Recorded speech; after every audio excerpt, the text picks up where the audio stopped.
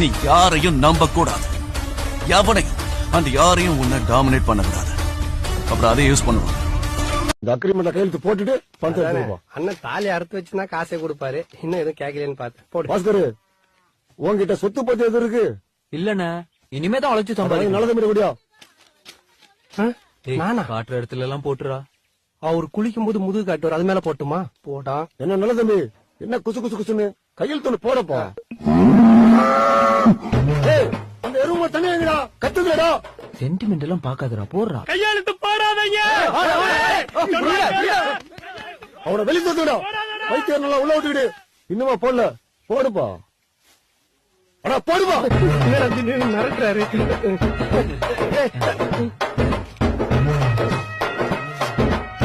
நான் சொல்ல, நம்ம பையன் 10ஆம் கிளாஸ் ஃபெயில். இவன் தான் எப்படி சிரிச்ச